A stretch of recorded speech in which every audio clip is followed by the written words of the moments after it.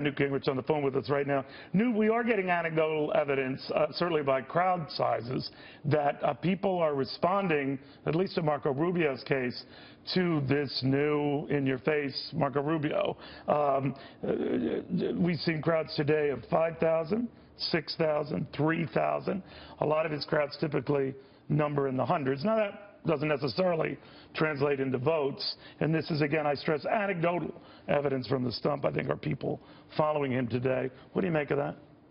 Well, I think he has responded to the reality that everybody who hoped Donald Trump would disappear has been disappointed. And that if Donald Trump is going to be beaten, somebody's going to have to actually stand up to him and take the fight to him.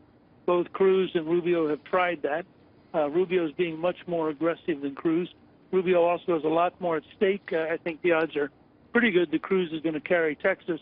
And as of the last poll, Rubio is behind by 20-some points in Florida. You can't lose your home state and be viable in this kind of a race.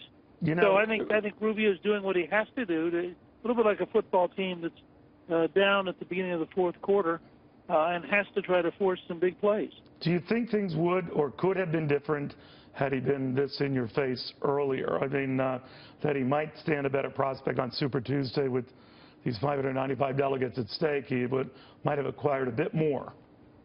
Well, you know, what we don't know, and just the polling data I've seen, which is the same you have, right? Nothing seems to actually hurt Trump. People who are for Trump, and some of my most sophisticated friends have now decided that they are for Trump. They don't care what attack Rubio or Cruz makes. Yeah, you're right. They just shrug them off. So, I mean, this is truly a phenomenon unlike anything we've ever seen. What about this tax stuff, Newt? Is that going to be an issue, or? Well, let me make a simple prediction. Donald Trump, unlike Romney, is very happily proud of being rich. He is also very willing to publicly defend paying the lowest possible rate on the grounds that he doesn't like giving the government money to waste. So he's going to produce a return which is going to show that he used every legal means he could to minimize his exposure. He made a fair amount of money. And again, part of the difficulty of dealing with Trump's statement of wealth is that he counts the value of his brand very highly. Forbes and others don't think he's quite worth the amount he does. And the biggest difference is whether or not you think the name Donald Trump is a big enough brand. And, of course, he has successfully licensed that name to lots of different people and made a lot of money out of it. Final thoughts on South Carolina. This is a state that you won 4 years ago, switched to Democrats. For Hillary Clinton, many argue 8 years ago her husband killed it for her when he started wondering about then Senator Obama and whether he really was the sort of African-American phenom he was painted to be. That surprised a lot of folks who think he went too far. Jesse Jackson among them. Reverend Jackson will be joining us later in this show. And Hillary Clinton ends up losing the state by almost 30 points. Do you think she mended those bridges? Well, I think she has. First of all, it's a different situation.